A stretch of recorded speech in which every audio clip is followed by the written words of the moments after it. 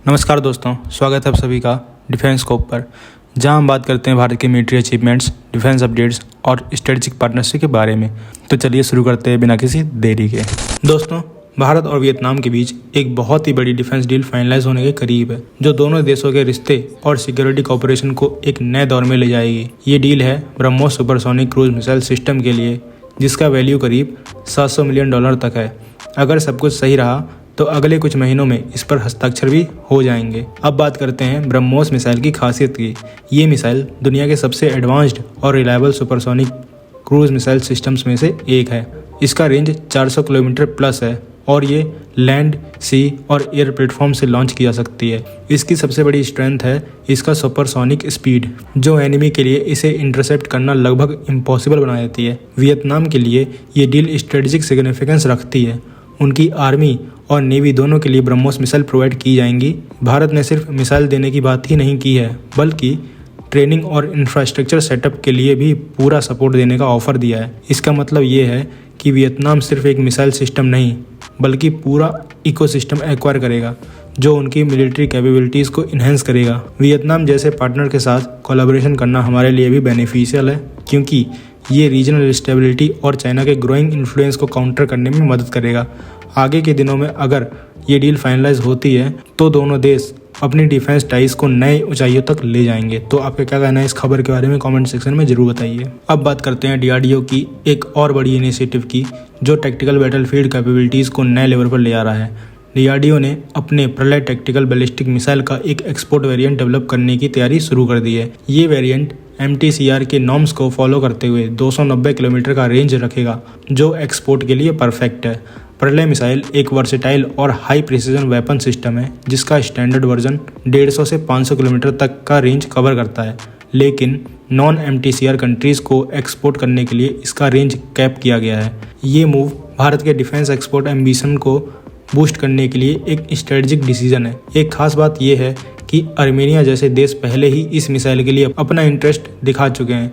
ये मिसाइल अपनी speed, precision और मैनोवरेबिलिटी के लिए जाना जाता है, जो बैटलफील्ड में रैपिड रिस्पांस और एक्यूरेट स्ट्राइक्स के लिए परफेक्ट है। और सिर्फ यही नहीं, डीआरडीओ अब इस मिसाइल का ट्विन लॉन्चर कॉन्फ़िगरेशन भी टेस्ट कर रहा है। मतलब एक ही लॉन्चर से 2 मिसाइल्स एक साथ डिप्लॉय किए जा सकते हैं, जो कॉम्बैट सिनारियोज में गेम चेंजर साबित हो सकता है। ट्विन लॉन्चर कॉन्फ़िगरेशन का टेस्ट जल्दी किया जाएगा, जो ऑपरेशनल फ्लेक्सिबिलिटी और फायर पावर को और इन्हेंस करेगा।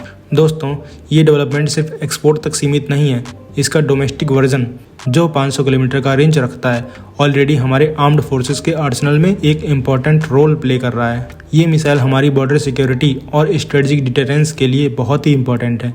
डीआरडीओ की ये इनिशिएटिव भारत को एक ग्लोबल आर्म्स सप्लायर के रूप में इस्टेब्लिश करेगी और हमारे इंडिजिनस डिफेंस कैपेबिलिटीज़ को नए दौर में ले जाएगी। एक्सपोर्ट और डोमेस्टिक दोनों लेवल पर प्रलय मिसाइल एक टेक्टिकल सुपीरियरिटी का सिंबल बन चुका है। तो क्या कहना है आपको इस खबर के बारे में कमेंट सेक्शन में जरूर बताइएगा। दोस्तों, भारत के इंडिजिनस एरोस्पेस टेक्नोलॉजी के सफर में एक और बड़ी सफलता मिली है। डीआरडीओ के GTRE ने अपने कावेरी इंजन को इन फ्लाइट टेस्टिंग के लिए क्लियरेंस दे दिया है। ये एक माइलस्टोन मोमेंट है, क्योंकि कावेरी इंजन प्रोजेक्ट, जो लेट 1980s में शुरू हुआ था, काफ़ी चैलेंजेस के बाद अब अपनी फाइनल स्टेज में है। आपको याद होगा कि इनिशियली कावेरी इंजन को तेजस के लिए डिजाइन किया गया था, लेकिन टेक्निकल इश्यूज़ की वजह से ये तेजस प्रोजेक्ट से डी सर्टिफाई कर दिया गया। लेकिन डीआरडीओ ने गिव अप नहीं किया।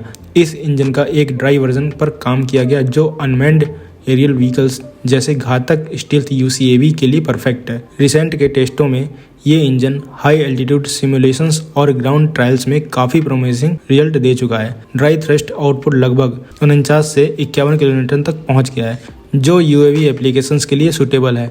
सेफ्रन ऑडिट के बाद इंजन को मैच्योर डिक्लेयर किया गया था और अब इसे एक फ्लाइंग टेस्ट बेड पर रियल वर्ल्ड परफॉर्मेंस के लिए टेस्ट किया जाएगा। अब इस टेस्टिंग फेज में इंजन की डायनेमिक कंडीशंस में रिलायबिलिटी और एयरक्राफ्ट सिस्टम्स के साथ सीमलेस इंटीग्रेशन, साथ ही हर तरह के फ्लाइट सिनारियोज में अडेप्टेबिलिटी पर फोकस रहेगा। आगे चल के डीआरडीओ इस प्रोजेक्ट को और इनहेंस करने की प्लानिंग कर रहा है, जिसमें कावेरी 2.0 वर्जन भी शामिल होगा, जो और ज़्यादा थ्रस्ट प्रोवाइड करेगा। तो क्या कहना है आपको इस खबर के बारे में कमेंट सेक्शन में जरूर बताइए। दोस्तों, इंडियन एयरफोर्स के राफेल जेट्स के लिए एक और ग्राउंड ब्रेकिंग अपडेट सामने आई है। भारत का इंडिजिनस अस्त्रा MK1 अब राफेल जेट्स के साथ इंटीग्रेट होने वाला है। डसॉल्ट एविएशन और इंडियन एयरफोर्स मिलकर इस प्रोजेक्ट पर काम कर रहे हैं और मिड 2025 तक कैप्टिव फ्लाइट ट्रायल्स की शुरुआत होने की उम्मीद भी है। अस्त्रा MK1 मिसाइल जो DRDO का एक एडवांस्ड इनोवेशन है, फ्रेंच MICA मिसाइल्स को रिप्लेस करेगा। Rafale jets already meteor missile से इक्विप्ड है जो उन्हें लॉन्ग रेंज कैपेबिलिटीज़ देते हैं, लेकिन अस्त्रा MK1 के इंटीग्रेशन से उनकी वर्सेटिलिटी और ज़्यादा बढ़ जाएगी। ये मिसाइल न सिर्फ ऑपरेशनल फ्लेक्सिबिलिटीज़ को ऑप्टिमाइज़ करेगा बल्कि कॉस्ट इफेक्टिव भी है, जो इंडियन एयरफोर्स के लिए एक बड़ी स्ट्रेटजिक एडवांटेज होगी। इंटीग्रेशन के प्रोसेस में डसॉल्ट एक सॉफ्टवेयर पैच डेवलप करेगा जो मिसाइल और राफेल के रडार और ऑनबोर्ड सिस्टम्स के बीच सीमलेस कंपैटिबिलिटी इंश्योर करेगा। कैप्टिव ट्रायल्स के बाद लाइव फायरिंग टेस्ट होंगे जिसमें मिसाइल की रियल टाइम गाइडेंस और इंगेजमेंट कैपेबिलिटीज़ को टेस्ट किया जाएगा। अस्त्रा MK1 की खासियत उसकी लॉन्ग रेंज और प्रिसीजन है जो इंडियन एयरफोर्स को एडवर्सरीज के अगेंस्ट एरियल सुपीरियरिटी देगा।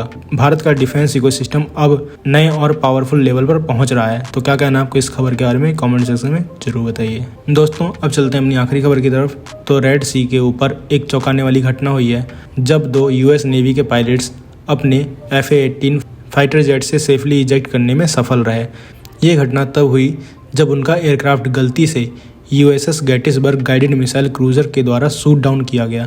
मिलिट्री ऑफिशियल्स ने इसे एक फ्रेंडली फायर इंसिडेंट कहा है। इस घटना में एक पायलट को माइनर इंजरीज हुई हैं जिसका US सेंट्रल कमांड के प्रेस रिलीज में जिक्र किया गया है। USS गेटिसबर्ग जो USS Harry S Trueman carrier strike group का हिस्सा है, पेट्रोल मिशन पर थी, प्राइमरीली ईरानियन बैक्ड हुथीज रेबल्स के अटैक्स को कॉम्बैट करने के लिए। ये रीजन अभी ज़्यादा टेंस है इसराइल और हमास के बीच के कॉन्फ्लिक्ट की वजह से।